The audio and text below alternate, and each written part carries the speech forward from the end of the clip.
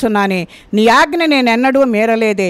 అయినను నా స్నేహితులతో సంతోషపడినట్లు నీవు నాకెన్నడూను ఒక మేకపిల్లనైను ఇయ్యలేదని లూకా సువార్త 15:29 వ్రాయబడి ఉంది. కనుక మేకలు గొర్రెల స్వభావములోకి రావు, అవి వాటి నడతను మార్చుకొనవు.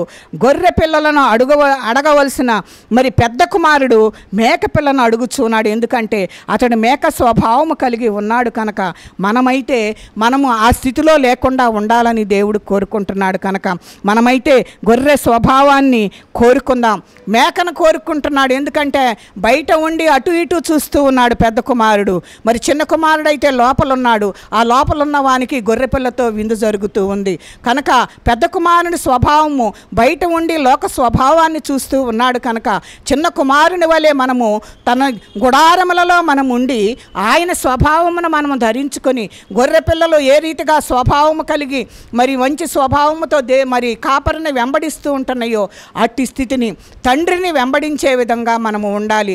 మరి తప్పిపోయిన కుమారుడు తిరిగి వచ్చి తండ్రిని అనుసరిస్తూ తండ్రితో ఏ రీతిగా సహవాసము చేసి ఆ గుడారములో ఉన్నాడో మనము కూడాను పెద్ద కుమారునిలాగా బయట ఉండకుండా చిన్న కుమారుని వలె మరి తండ్రితో సహవాసం చేస్తూ మనందరము కూడాను మరి మేక స్వభావాన్ని విడిచిపెట్టి గొర్రె స్వభావాన్ని ధరించుకుందాము. కనుక ఆ స్వభావాన్ని విడిచిపెట్టినట్లయితే దేవుడు మనపై కనికరపడతాడని, దేవుని యొక్క కృప మనకు తోడుగా ఉంటుందని దేవుని వాక్యము హెచ్చరిక చేస్తుంది. కనుక మనము మేక స్వభావాన్ని విడిచిపెట్టి గొర్రెపిల్ల స్వభావంలోనికి వచ్చినట్లుగా పరిశుద్ధాత్మ దేవుడు మనకు తోడై ఉండి నడిపించునుగాక.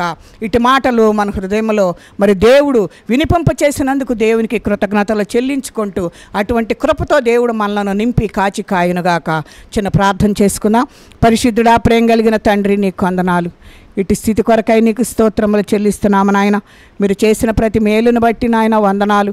మీరు చూపిన నాయన అడుగు జాడలను బట్టి నీకు కృతజ్ఞతలు చెల్లిస్తూ అయా మేము ఏ రీతిగా ఉండాలో నాయన మాకు నేర్పించి, ఆ గుడారములలో నాయన ఆ మంద కాపరులు ఏ రీతిగా ఉంటున్నారో ఆ రీతిగా నాయన మేమందరం అక్కడికి వెళ్ళి అక్కడ నాయన మేమేమి నేర్చుకునవలనో లోకం వైపు చూడక ఆ గుడారములో ఉండి నాయన నీతో కొనసాగే వారిగా సహాయము దయచేయమని యేసు పరిశుద్ధ నామమున అడిగి వేడుకుంటున్నాం తండ్రి.